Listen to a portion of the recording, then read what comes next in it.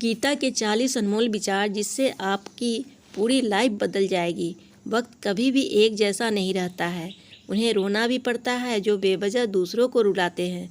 अपनी इच्छा शक्ति के माध्यम से अपने आप को नई आकृति प्रदान करें। कभी भी स्वयं को अपनी आत्म इच्छा से अपमानित न करें। इच्छा एकमात्र स्वयं का मित्र होता है और इच्छा ही एकमात्र स्वयं का शत्रु है। कोई कुछ भी कहे, बस अपने आप को शांत रखो, क्योंकि सूरज कितना भी तेज क्यों ना हो, समुद्र सूखता नहीं। जहाँ आपकी कोई कीमत नहीं, वहाँ पर रुकना अनुचित है, चाहे वो किसी का घर हो या किसी का मन।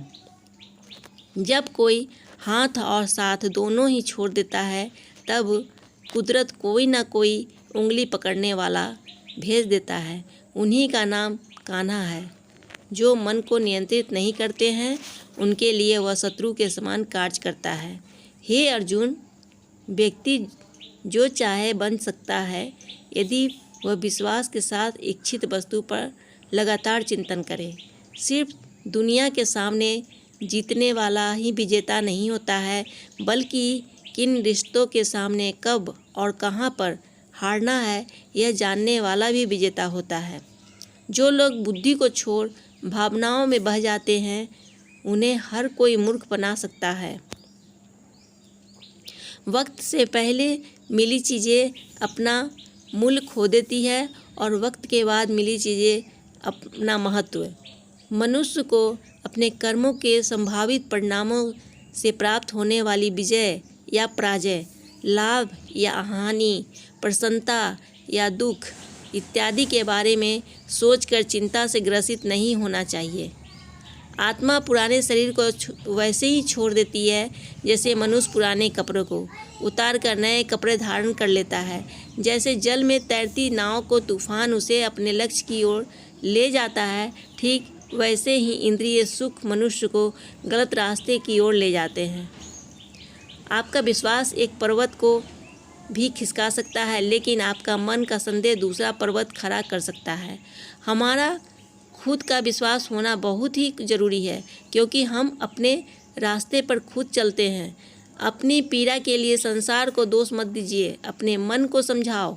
तुम्हारा मन का परिवर्तन ही तुम्हारे दुखों का अंत है।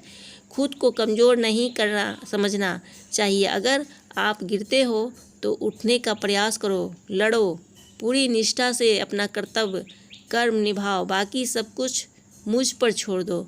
हो सकता है हर दिन अच्छा ना हो, लेकिन हर दिन में कुछ अच्छा ज़रूर होता है।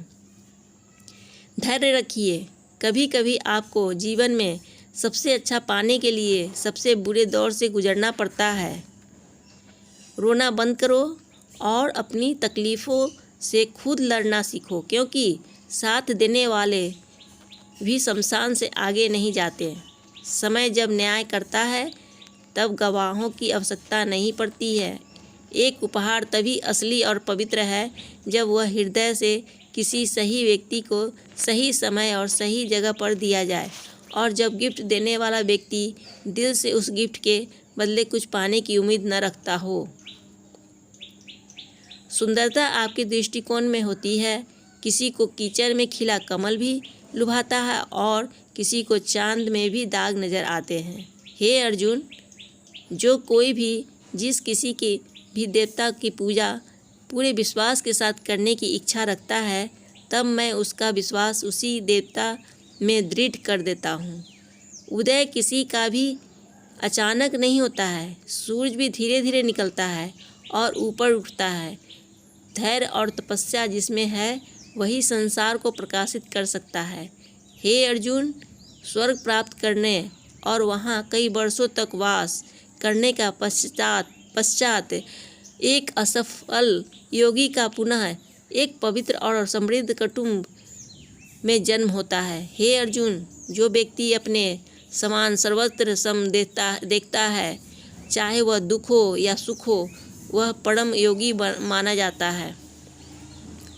प्रेम हो या प्रार्थना ये तो मालूम नहीं, पर जो आपसे है किसी और से नहीं। अहंकार और संस्कार में फ़र्क है। अहंकार दूसरों को झुकाकर खुश होता है, संस्कार स्वयं झुककर खुश होता है। सेवा सबकी करो, मगर आशा किसी से मत रखो, क्योंकि सेवा का सही मूल्य ईश्वर ही दे सकते हैं।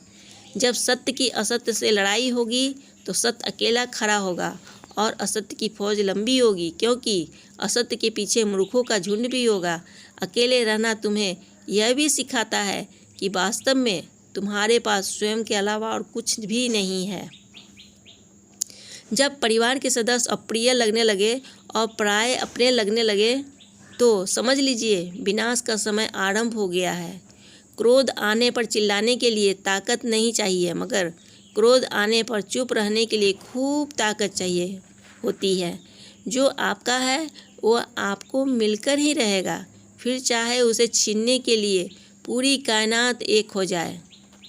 दो प्रकार के व्यक्ति इस संसार में स्वर्ग से भी ऊपर स्थिति में होते हैं। एक वो जो शक्तिशाली होकर भी क्षमा कर देते हैं, और दूसरे वो जो दरिद्र होकर भी कुछ दान करते हैं।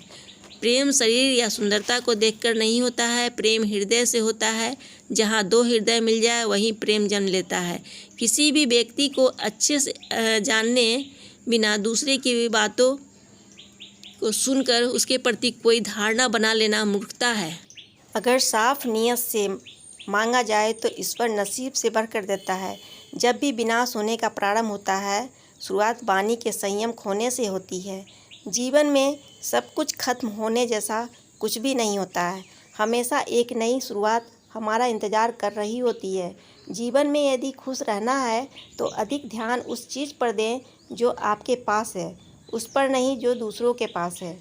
उस दिन हमारी सारी परेशानियां खत्म हो जाएगी, जिस दिन हमें यकीन हो जाएगा कि हमारा सारा काम ईश्वर की मर्जी से होता है। विपत्ति में धैर्य, वैभव में दया और संकट में सहनशीलता ही श्रेष्ठ व्यक्तियों के लक्षण हैं। जो व्यक्ति स्पष्ट और सीधी बात करता है उसकी वाणी कठोर जरूर होती है, लेकिन वह कभी किसी के साथ छल नहीं करता है।